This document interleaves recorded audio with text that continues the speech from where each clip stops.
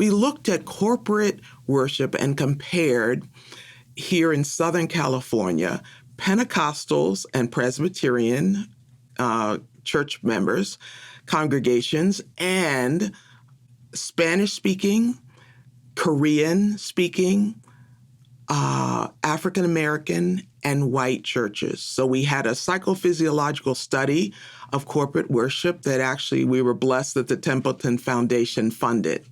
And this was in early 2000s. This was a work that was in collaboration with the Brehm Center Worship for Worship Theology and the Arts, and my colleagues in missiology and theology and psychology were working together.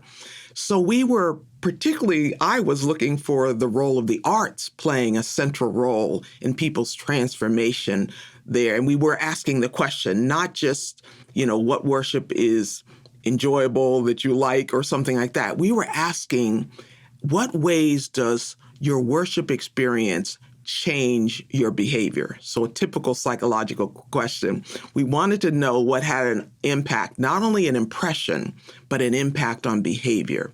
Well, what we found, to our surprise, we were expecting the arts to play a really strong role. We expected even the sacraments perhaps to play, the rituals, the things that people regularly participate in. What we found was the sermon. The sermon mattered. Now, the sermon mattered in a particular way. We heard people describing that they might hear the same message that their own pastor had given by a guest pastor. Now, what I like about that, that's a little artistic shift. You will hear pastors say, well, when I preach, maybe people don't hear as well or clearly. Sometimes that's a complaint of pastors. My father was a pastor, so I've heard him describe that at times. But when the guest speaker comes in and maybe says the same thing, suddenly the congregation hears that. Now, if I wanted to analyze that psychologically, I could go down a certain path.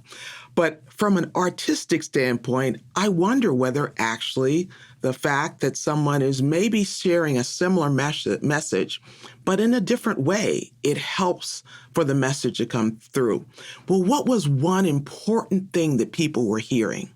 They were talking about forgiveness, the notion of forgiveness, that they would hear a sermon about forgiveness. And I'll never forget this vignette where a person shared, maybe about 6 or 7 sentences where they said, this is a person, that has hurt me deeply. I've never been able to, understand, move past the pain that this person has inflicted on me. And then I heard this message about forgiveness and how just as God has forgiven us, we need to forgive others.